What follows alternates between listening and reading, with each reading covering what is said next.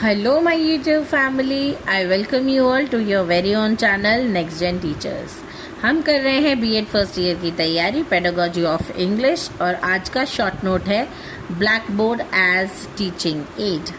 तो हमने सबने ब्लैक बोर्ड देखा है कि कैसा होता है ब्लैक बोर्ड, और ब्लैक बोर्ड के ऊपर लिखे हुए चॉक की सुंदर हैंडराइटिंग को भी हम सबने पढ़ा है और नोटिस किया है। तो ब्लैक बोर्ड जो है बेसिकली एक विजुअल टीचिंग एड है जो कि टीचर्स के द्वारा यूज़ किया जाता है और ये हर एक क्लासरूम में पाया जाता है। ये हेल्प करता है टीचर को कोई भी प्रेजेंटेशन देने में, कोई भी इंफॉर्मेशन को क्लियरली और सिस्टमैटिकली समझाने में। Now, Blackboard is one of the most common and effective visual teaching aid used in classrooms. It helps the teacher present information clearly and systematically. Now, uses of Blackboard क्या है?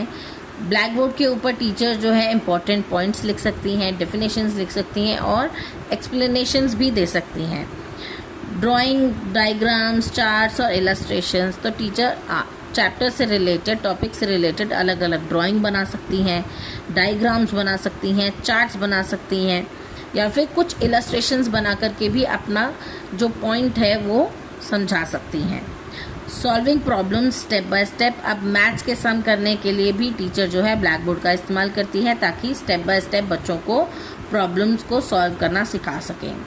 और highlight करती हैं important concepts को, जो concepts important होते हैं उनको टीचर जो है ब्लैक बोर्ड पर लिख करके अच्छे से समझाती हैं। एडवांटेजेस ऑफ ब्लैक बोर्ड, अब ब्लैक बोर्ड के एडवांटेजेस क्या क्या हैं? एक तो ये सिंपल होता है और इकोनॉमिकल होता है, रीजनेबल रेट पर मिल जाता है, easily available in all classrooms, हर एक क्लासरूम के अंदर ये अवेलेबल होता है। और ये हेल्प करता है क्लियर एक्सप्लेनेशन के लिए, कोई भी चीज़ अगर टीचर चाहे तो लिख करके समझा सकती है। फॉर एग्ज़ाम्पल मैंने ये नोट्स आपके लिए लिखे हैं, लेकिन ये मैंने एक रजिस्टर में लिखे हैं। अगर मुझे एक क्लासरूम के अंदर किसी को समझाना है तो मुझे ये सारी चीज़ें ब्लैक बोर्ड पर लिख कर ही समझानी पड़ेंगी ताकि एक वास्ट नंबर ऑफ स्टूडेंट्स को ये चीज़ जो है दिख सके और बच्चे उसको समझ सकें। नेक्स्ट है allows interaction between teacher and students, तो ये टीचर और स्टूडेंट के बीच में एक तरीके का इंटरेक्शन जो होता है उसको अलाउ करता है। Can be use for immediate feedback and correction, तो टीचर जो है जब बच्चों की नोटबुक चेक कर रही होती है साथ साथ, तो टीचर बताती है कि मैंने बोर्ड पर क्या लिखा है, उसकी क्या स्पेलिंग है या फिर किस तरीके से लिखा गया है, उसको इमीडिएट फीडबैक बच्चों को दे करके उनकी करेक्शन करवाई जा सकती है। अब ब्लैक बोर्ड के फ़ायदे तो हैं, कुछ नुकसान भी हैं। तो लिमिटेशंस ऑफ ब्लैक बोर्ड क्या है?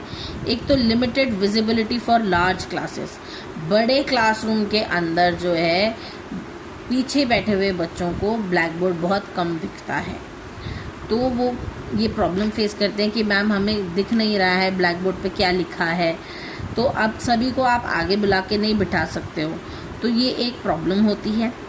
उसके बाद में आपकी हैंडराइटिंग जो है, टीचर की हैंडराइटिंग जो है वो परमानेंटली अच्छी होनी चाहिए, सुंदर हैंडराइटिंग होनी चाहिए ताकि हर एक बच्चा उसको अच्छे तरीके से समझ सके।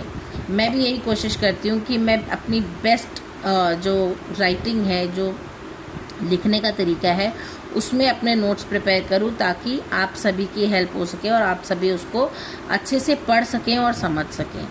तो इसका कंक्लूजन क्या है? The black board is an essential teaching aid that makes teaching more effective and organised despite modern technology. It remains a valuable tool in the classroom. तो ब्लैक बोर्ड जो है वो बहुत ही एसेंशियल टीचिंग एड है जिसकी वजह से teaching जो है वो इफ़ेक्टिव और ऑर्गेनाइज्ड रहती है।